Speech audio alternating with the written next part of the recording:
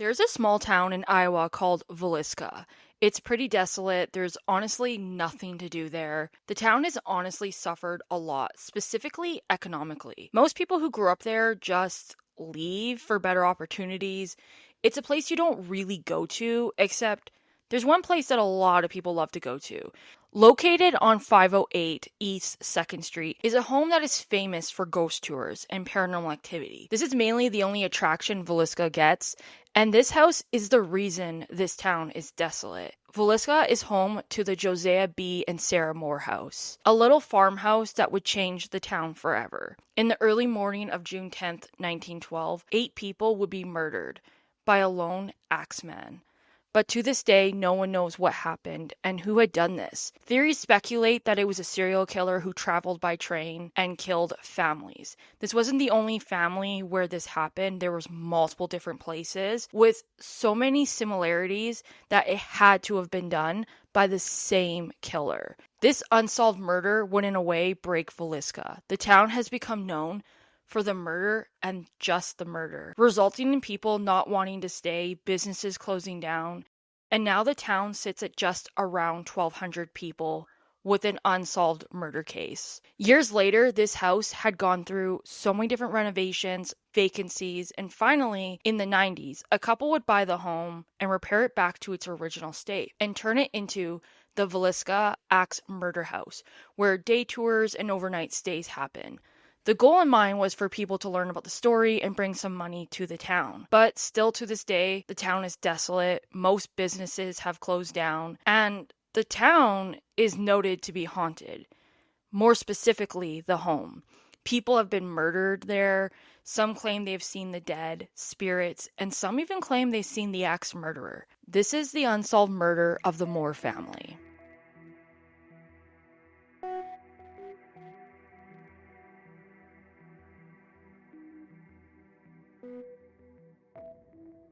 Hi, welcome to the Decomposing Flower podcast. I'm your host, Jen. With me is Kira. As always, everything we say is information that you can find online and that if you want to research it for yourself, I highly recommend it. But if anything we say is wrong or you want to add to the conversation, feel free to leave it in our comments. Additionally, we also have a Google form. If you have a specific topic that you would like us to talk about, you can fill it in or you can leave it in the comments. All opinions are ours alone. We mean no disrespect to the family or the town, and we speak for no one but ourselves. Some quick trigger warnings. We will be talking about murder, and there will be a little bit of mentions of SA. So if any of that is maybe just not something you want to listen to, feel free to click out. You can watch another one of our episodes or take care of yourself. Our case takes place in 1912 in the town of Villisca in Iowa. One thing I found very interesting about Villisca means pretty place, or that's what the people thought it meant, the people who founded the land. They actually misheard the indigenous people say another word. I think it's Villisca. That actually means evil place, which I think is very interesting.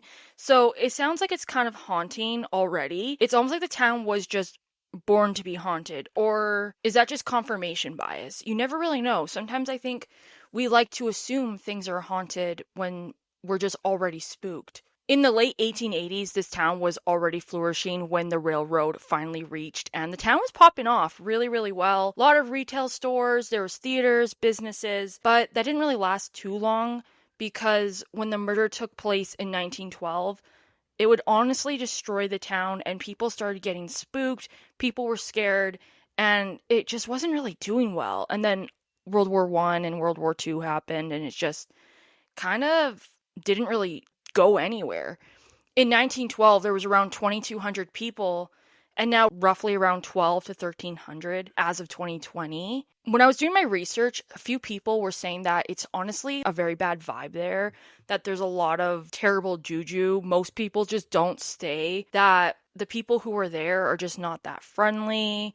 I can't say if that's true or not. I've never been there and I don't want to speak for a town that I don't know. It could be honestly that maybe the townspeople just don't like tourists because, I mean, I totally understand that. But what happened? So, Josiah Moore was Villisca's most prominent businessman.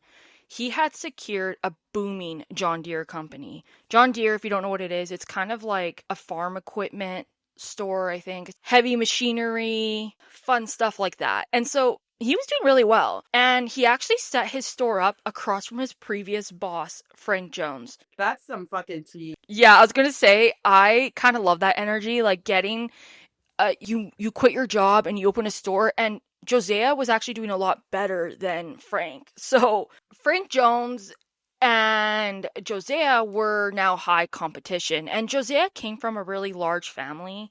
He had 8 siblings, and 6 of them lived in the town, and his family was honestly really woven into the community, and they were really well liked from my research. He married his wife Sarah in 1899, and by 1912 they had 4 children: Herman, Catherine, Arthur, and Paul. They were all from the ages of 11 to 5. So, what happened to the Moore family? Let me take you back to June 9th, 1912. The Moore family and the 2 Stillinger sisters, Lena and Ina, love that their names kind of low-key rhyme. They were 2 sisters that were really close friends to Catherine. Catherine was the only girl of the family besides her mom, so of course she needed to have her little friends with her. And they had actually attended a church special program for children. I don't know if it was just like a children's service or if it was like a play. I don't know exactly. But the 2 sisters were a part of this program. And so they went to this program. I don't know exactly what time, but after the program was done, they were walking back to the Moore family house, and it's estimated to be around 9:30 p.m. And the 2 girls, they didn't really want to walk back to their house because they also lived on a farm, and I think it was like estimated roughly like 7 miles away from their home. It's dark. They don't really want to walk home in the dark. Josiah calls up their house and he speaks to their older sister and I think one of the parents, and asked if the girls could spend the night since they didn't really want to walk home in the dark, and their parents were like, yeah, of course. Josiah and Sarah end up setting up a bed in the downstairs sewing room for those 2 girls. Catherine goes upstairs to sleep with her brothers across from their parents. It's a little unsure when they all fell asleep or when they even went to bed, but roughly between 12 to 2 a.m., someone had entered the home with an axe that they had most likely had found in the family shed. In some sources, they say the killer had traveled into the town and was hiding in the family barn and was watching the family, waiting for them to leave the church service. And then once they were gone, he had entered into the home, potentially hiding in a closet or an attic. This theory comes from the fact that there was an imprint in the hay along with 2 cigarettes in the attic. Although, in some of my sources, they said that this is a rumor and that that didn't happen, but a lot of sources say that this is what happened. It's hard to know if something has just been kind of said as a rumor and then it just kind of kept going. So I don't know exactly. It's like they do tourism, right? So it could be like Yeah. them trying to gas it up, you know? Yeah, and so a lot of like the information I got was from the Villisca house website where you can like book and stuff. So I'm going to kind of go based off what they're saying, but some sources say differently. So it is kind of hard to know because we'll never really know exactly what happened. There's so many different ways of how the murder would have gotten in the home. Some think that he just snuck in when they went to the church, or maybe he was hiding and watching. Literally, one of my biggest fears is someone watching me without me knowing. Like, that just gives me the creeps so much. So, when the family would have arrived, he must have been waiting for them to fall asleep. Which is why another theory is that he added sedatives to their coffee or their milk or their cocoa. Because how does someone enter into an old farmhouse without anyone hearing the floors creak? Like, I don't know about you guys, but like, I don't live in an old home, but you can hear me walk. I mean, I'm kind of a little bit of a loud walker, but I feel like in a farmhouse you would hear it. Yeah, I mean that or like they also maybe they did hear, but like I don't know, they had the children downstairs and so maybe they thought the kids were just bouncing around. Yeah, it's hard to know, or maybe they were used to hearing like little creaks and they were like, whatever. I mean, no one's gonna assume, oh my god, that's an axe murderer. Anyways, it's unsure though if the family ate or drank at the time because toxicology reports weren't a very common routine in autopsies. So they have no idea if they were drugged or if they were just like heavy sleepers. Like, I don't know, maybe they were. So The killer walked around the home and then he went up the stairs to where the parents were, and they were laying on their backs, and Josiah was attacked first with the sharp end of the axe, and then Sarah was attacked with the blunt end of the axe. It was noted that the parents were found with their faces the most mutilated. Their faces were so unrecognizable. And once he finished with the parents, he went across to where the bedroom was, where the children were, attacked them with an axe. And then he went downstairs to where the two girls were. Lena, who was 12, is theorized to be the only one who was awake or was somewhat alive when it happened. She had a defense wound on her arm, and none of the other victims had any defense wounds. They just were brutally attacked. So they think that potentially maybe she tried to fight off the killer. He had apparently waited around a little bit, taking his time, and then he went back up the stairs to the parents, rendering their faces a lot more. He attacked Josiah 30 times in his face. Holy It shit. was noted that he was so mutilated that they had a crushed skull and their faces were almost completely gone, that they looked like animals, which is just so disturbing to think about. The swings were so harsh that it left marks on the walls and the ceilings, and showing that they were just going at it so hard. It's hard to know why somebody would do this, but what I do know is that typically when somebody uses a knife or an axe or something that's very close up, it's more of an intimate kill. It's more of a very personal kill. Typically, when someone uses a gun, you can be from far away. You don't have to be up close. Obviously, it can both be an intimate kill, but usually when someone's using an axe, for example, it's just a lot more intimate, which could indicate there was emotion behind the kill, especially going back to the parents and stabbing him another 30 times. This kind of feels like it's personal, especially to the parents, because the parents were the only one out of all the victims where they were completely hacked up. So it's hard to know if the killer had some motive behind the parents, or some people theorize maybe he thought that the parents should be more attacked or something. I'm not too sure, but we will get into the theories in a little bit. So after the killer walked around the house, he ended up covering all of the mirrors, which was a very common routine and practice during wakes and funerals at that time. He then proceeded to cover all of the victims' faces with clothing, closed all of the windows, and then the two windows that didn't have any blinds, he draped some of their clothes over it. After the killing, he went back to where the daughters were, like the two girls, and he left the axe against the wall with a piece of bacon. Not too sure what that's supposed to mean. He washed his hands, then he made himself a plate of beans, took some bread, and he left the home roughly around 5 in the morning. They don't know exactly when he would have left, but it's estimated around 5.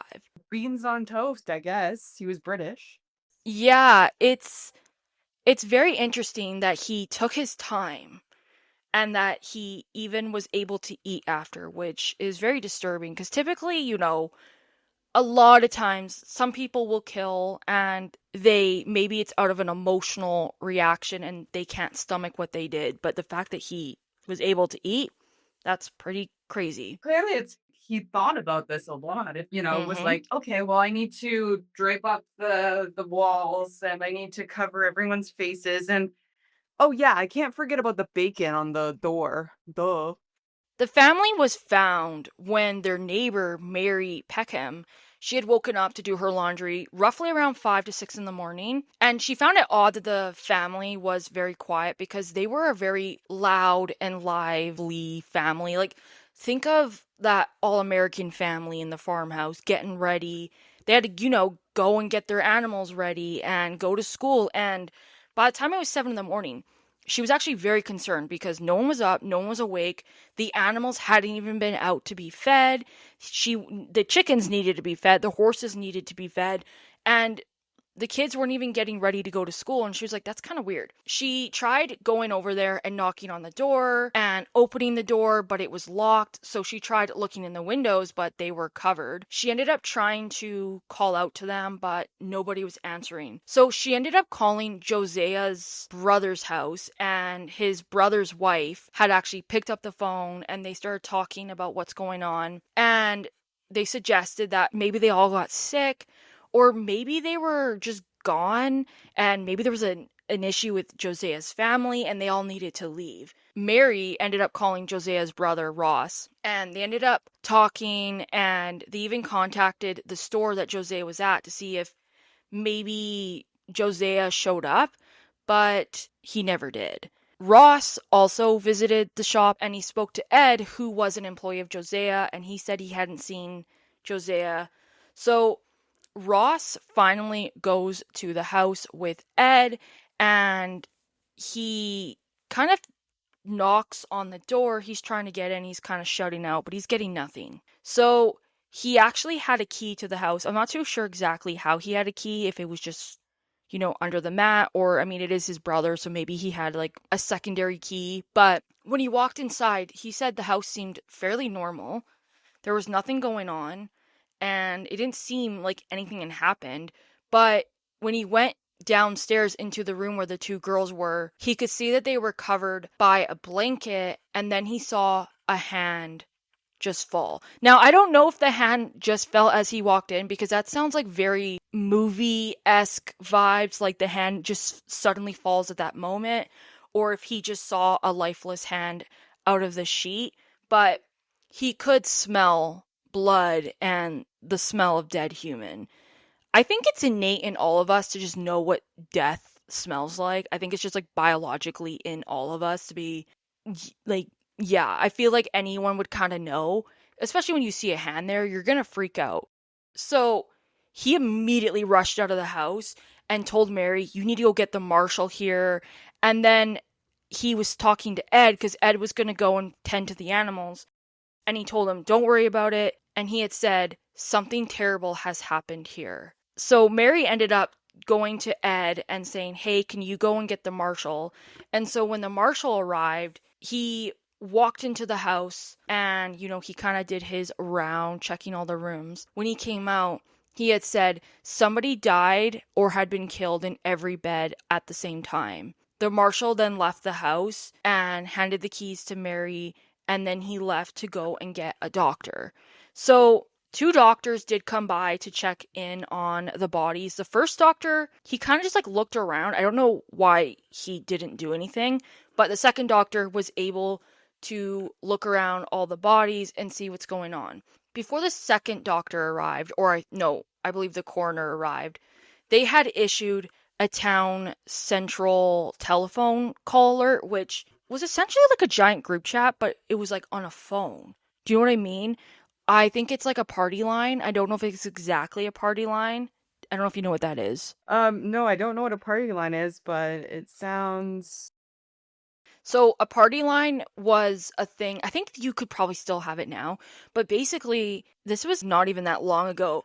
You could just grab the phone and you could listen into everyone's conversations. So a lot of times they would have this where you'd pick up the phone, there might be an operator, and they would let you know, hey, this is what's going on. Or you could just hear someone spilling some tea about someone's husband's been sleeping with so and so, and you're just listening in. So I think that's pretty interesting. So like you, someone could just get on the party line and be like, ooh. We could just be talking, and so could just listen in and hear all the hot tea you're telling me, and they would just be like, okay. So a lot of times people would make sure that they didn't say anything that was too private, because you didn't want, the old lady down the street to listen in. They did do this giant call alert where they were advising everybody that there was a murder, which of course turned into mass hysteria. Around 100 people rushed to the house, and Oh, instead of just, going to the house and being like, okay, we're here, we want to see what's going on, because, maybe you're just like really worried, they literally go inside the house and they look at the bodies and they start touching everything. They're touching evidence, they're touching the bodies, and they're touching the weapons, And some people even took pieces of Josea's skull. What the fuck? Yeah, I think that is so insane. I know that sometimes with some people, grief can make you do crazy things, but when you're not related to the family or anything, you just should not be touched. Why are you in there? Like, that's so nosy. It's just, that's so crazy. So, when the coroner arrived, he was pissed. He was confused. He was like, why is there so many people here walking around and touching everyone? So, he told the marshal that they needed to secure the lot, which they finally did by 10:30. So the bodies were found around like 8:15. So this is like almost 3 hours later. And by 2 a.m., the bodies were finally taken to the morgue. Let's talk about the theories of what might have happened and all of that. So, one of the main theories is that this was a sexually motivated theory. The theory is that the killer wasn't a psychopath in the sense of he did this on the whim and that he was just, maybe just mentally not there. It was more that he was sexually motivated. So the two girls, Ina and Lena, so Ina was 8 years old. She was laying on her back with her legs extended. And Lena, who was 12, she was positioned on her stomach with her butt in the air, and her nightgown had been bunched around her hips, and her underwear was under the bed, and she had her genitals revealed. There Oh. was a lot of blood around her that seemed to indicate that she had been moved, and like there was blood all over the pillows, and it looked as if Lena had either been moved or she had squirmed. I mean, obviously she was moved to be positioned into this way. She did have blood on her inner thigh, which they thought could be from the killer. Now, they said that it wasn't blood like she had blood there, but more like a stain, and probably from the killer moving her. It's suggested that she was most likely molested or that she was attempted to be molested, but the coroner claimed that there was no evidence of her being molested, but I don't even know if they really did their check because they said there was no blood around her genitals. I find it a little hard to believe that she wouldn't have been molested. I do believe that she was molested, or at least in some kind of way. So the main theory was that he had positioned Lena like this, and it's speculated that he killed the family so he could pose Lena and have the freedom to stare at her while also masturbating. Along with this theory, they think that he had some kind of guilt for his sexual depravity. He had went to the parents' faces and rendered them more. A lot of people wonder if maybe he had this guilt for what he was doing and that he wanted to just attack their faces. But I also don't know. I think it's an interesting aspect to the theory that it's giving a little bit more profile to the killer, because the thing that was very interesting is that they actually found Josea's watch that was down in the girl's room. So the theory is that he probably killed the family, then he went to the girls, and then he did this, and he took his time and probably potentially heard the parents. Maybe because sometimes when people die, their bodies will make sounds that might sound like they're still alive. And maybe he thought they were still alive and he needed to go and kill them again or attack them again and make sure they were fully dead. But it's also with the watch is he most likely was watching his time and making sure that he was going to leave on time. Like maybe he had a train to catch or he needed to leave before sunrise. They definitely did rule out burglary because Josea's wallet was still left with cash in it. He didn't steal anything, nothing. It was just kind of more this grotesque murder and potentially an essay, but they don't know exactly. I still believe that she most likely was. Oh, 100%. Yeah. Yeah, like no, you don't put a 12-year-old girl like that and just leave her like that. There are a lot of times where male perpetrators will do this to female victims as a way to humiliate them. And it's so disgusting to think of that.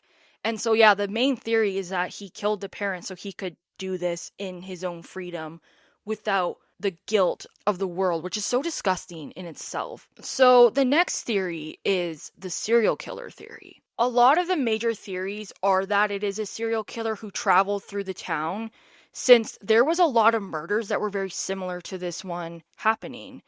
In Colorado Springs, 9 months prior, there was another murder that was so similar. And then there was two murders after that in Kansas that just were so similar that they felt like it had to have been done by the same killer. So the murder in Colorado Springs had H.C. Wayne and his family and Mrs. A.J. Burnham, but they were all murdered by an axe.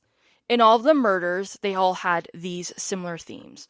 The bed sheets were all used to cover the windows and to prevent people from looking in. Mirrors were covered with sheets or clothes. The axe was cleaned off. The victims' heads were all covered with their own clothes. They were all hacked to death by the axe. There was a burning lamp with a chimney off that was left at the foot of the bed. There was a basin that was left in the kitchen where the murderer would wash, and there was also gloves to avoid fingerprints. So who could have been this killer? So one of the suspect for all these killers, his name was William Mansfield. So it was rumored that he had been hired by Frank Jones. I don't know if you remember Frank Jones, but he was the boss that Josiah had, where his company was doing way better than Frank, which honestly could really indicate that there was this emotional response to wanting Josiah dead because, he's taking all the money. Frank had a lot of beef with Josiah. He accused Josiah of sleeping with his daughter-in-law. I don't even know if that's true. If Frank was a politician, so I mean, take his word. Like, we know how politicians are. So William was an ex-convict, and he was a former soldier in the U.S. Army. Detective Wilkerson suggested that William most likely was a coke addict and a serial killer who had also murdered his own wife, his own baby, and his two in-laws 2 years after the Moore family murder, along with the Kansas murder and the Colorado murder. He believed he could prove that William was present at all of the crimes at the night of each of the murders. With the murders, they all seem to have worn gloves to avoid fingerprints, which Detective Wilkerson believed this was evidence that William was avoiding his fingerprints since he was already on file at the federal military prison in Leavenworth. Wilkerson convinced the grand jury to open an investigation in 1916, and William was actually arrested. Payroll records gave William an alibi that showed that he was in Illinois at the time of the Villisca murder. Although there was a witness statement from a restaurant owner that said they saw William the morning of the murder boarding a train at Clarinda, which is only a few miles away from Villisca. I think it's like a 20-minute drive. That's pretty interesting. He had actually told this witness that he had walked from Villisca, and if this was true, this would honestly disprove his alibi, but we'll never know. He was released after they didn't find enough evidence, and he actually won a lawsuit and was given $2,225, and in today's currency, that would be around $65,000. So the detective believed that the pressure from Frank Jones resulted not only in William being released, but an arrest and a trial of Reverend Kelly, who we will be talking about shortly. So, I mean, this is all really interesting. There also was another potential serial killer. His name was Henry Moore. He is not related to the Moore family. He just has the same last name. He had already been convicted of murder of his grandma and his mother several months prior to the Moore family murder. He killed the family in the same fashion with an axe, but they were able to rule him out because in all of his murders he had done, it was usually out of greed, and robbery was not the motive in the Moore family murder. And he also didn't attack the families the way the Moore family was. And also the murder spree would have happened when Henry was detained. So he was able to be ruled out. So another suspect they had was George Kelly. So he was Reverend Kelly that I was just talking about. So he's an interesting suspect because he's the only one who actually confessed to the murder. But the jury just didn't believe him. They just were like, nope, that's not true. George was a little off. He suffered from mental illness. I don't know exactly what he had, but he had suffered from a mental breakdown in his youth. I think a lot of people suspected him for so many reasons. Number one, he admitted to it. but two, he was a traveling minister who came to the town to do a sermon the Sunday that the family went to the church. So they kind of suspected that maybe he was the one who did it. When he confessed to it, the jury didn't believe him because of his mental illness. Same thing with the police. They weren't too sure if he was someone who had actually done this or if he was just admitting to it. He was very odd. He actually left the town roughly between 5 and 5:50 a.m., right before the family was discovered. That to me is very sketchy, but it could have definitely been a cover up. We don't know. He became very obsessed with this case that he even began to write letters to the police, the investigators, and even the family. During this time, a private investigator actually reached out to George for some information, and George gave this guy many details, claiming he had heard the sounds and that maybe he witnessed the murders, but because of his mental illness, the police were pretty much not sure if he had actually done it or if he was just imagining the crime. So he was also, though, what's interesting is he was accused of being a peeping Tom and asking young women and girls to pose nude for him. And 2 years later, after the murder, he was actually caught for sexually harassing a woman who applied to be his secretary by mailing her nudes. So, I mean, it's kind of interesting because there is this guy who's claiming he did it. There's a lot of, sexual depravity, disgusting stuff going on here. So, I mean, it would be very interesting. So, after he was arrested, he was sent to a psychiatric hospital in Washington, D.C. That's when the investigators began to wonder if he had actually done it. So they ended up visiting him. They got a confession in 1917, but they said the interview was so long and that after 2 trials he was acquitted. I don't know if what they're trying to say here is that because the interview was so long, that maybe he was confessing when he didn't really do it, because obviously people will confess to things they didn't do when they're just tired of being asked the same questions. So, I mean, we'll never know if it was him. So there was a lot of other suspects that had no leads. There was Samuel Moyer, who was Joseah's brother-in-law, who had actually threatened Josiah before. Josiah had said to Ed that Sam threatened to kill him, but his alibi cleared him. There was another guy that was named Joe Rick. He was arrested in Illinois because he stepped off the train covered in blood, but he was cleared. So, I mean, there's so many weird suspects in this. There was another guy, his name was Andrew Sawyer. He was pretty odd. He was obsessed with the case, and he slept with an axe near his bed, and he was dressed fully clothed. Some think this could be him trying to make a clear getaway, but my theory could be that maybe the murders made him so anxious that he became obsessed with it, and maybe that's why he slept near an axe. Axes at that time were very common to have in the home, so him having an axe near him is not that crazy, but maybe he was so afraid of these murders that he slept with an axe in case something would happen. I have no idea. But a lot of historians and researchers who study this case believe that it was Frank Jones. And because of this, actually, so Frank Jones was a member of the United Methodist Church. And because of this, a lot of people ended up leaving that church and joining another church because they didn't want to be around Frank Jones. So there's a lot of books that talk about this murder. So many people spend their entire lives trying to figure out who did this.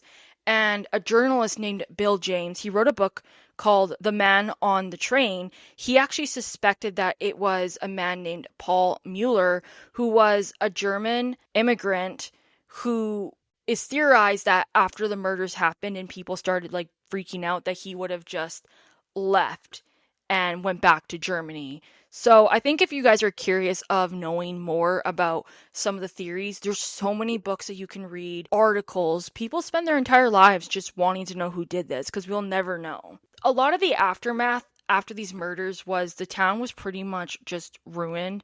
One thing I thought that was so sad was the mother of the 2 girls, Lena and Ina. She was pregnant at the time and she actually miscarried, most likely due to the stress and the grief, which I just think is so sad. Interesting enough, though, this murder went on to go beyond the community and it hit major headlines.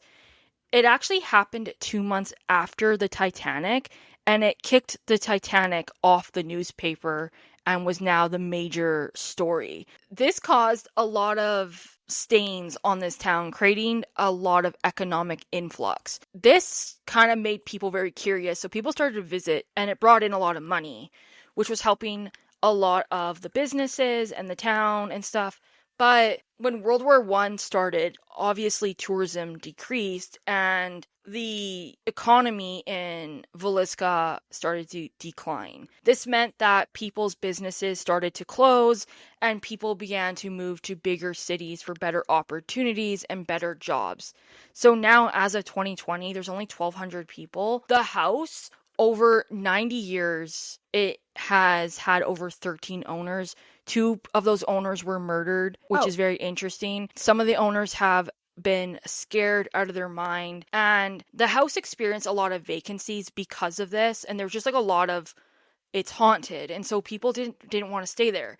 So it fell into despair, and by the time Rick and Vicky Sprague acquired the home in 1994, the house needed a lot of work and it was going to be foreclosed. Eventually, the Spragues, I don't even know if I'm saying their last name right, but they approached a local real estate agent named Darwin Lynn, who was also a historian at the time, to buy the house. And he ended up making a low ball offer for the home. And eventually, the Sprague's agent called months later to accept, and they were given the home. So the Lynns had set up funds to restore the house back to its original state at the time of the murders. They ended up using old photographs and they talked to neighbors to get the house back to what it was like at the time of the murder. This was in hopes that it would renew interest in the story of the Moore family and also the town and help Villisca heal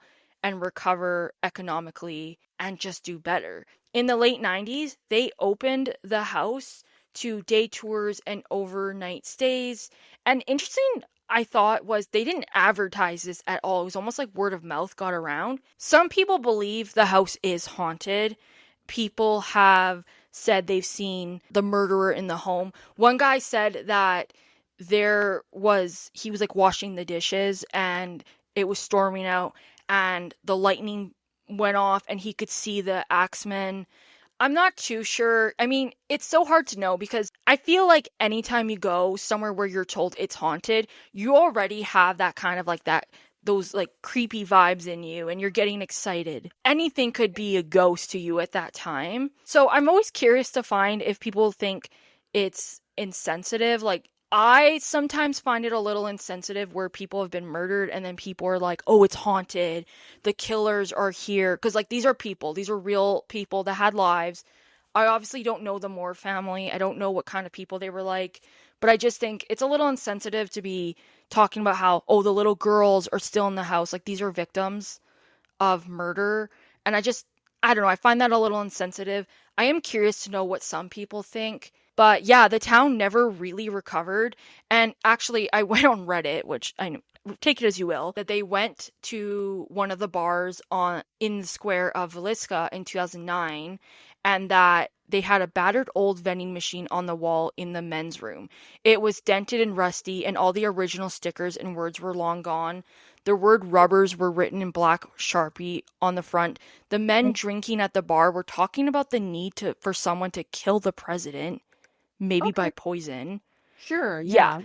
They said they lost the high school about 10 years ago, no home sporting events to bring in visitors or money, and that they still have the sundown town horn every night. So if you don't know what that is, that's back in the day where these extremely racist towns would have a horn that would tell people of color to get out because they would let the townspeople commit hate crimes towards people of color, which Oh my the fact god. that they still have that is so crazy. This Reddit user went on to say that there is bad juju all around and kids aren't staying after high school, so there's no reason to move there and the population is just shrinking and that they're not friendly to strangers. But I mean, I've never been there, so I can't fact check this. But I am curious to know if anyone has been to Villisca, maybe you're from Villisca, what is it like? And if you've been to the house, is it haunted? Have you have any ghost stories? Some people have said that they have woken up with scratch marks. They have like been touched by things. It's hard to know what is true and what is just fabricated or confirmation bias, but yeah, that is the story of the axe murders of the Moore family. If anyone has anything else they'd like to add, feel free to leave it in our comments. But thank you so much for listening, and we'll see you guys in our next episode.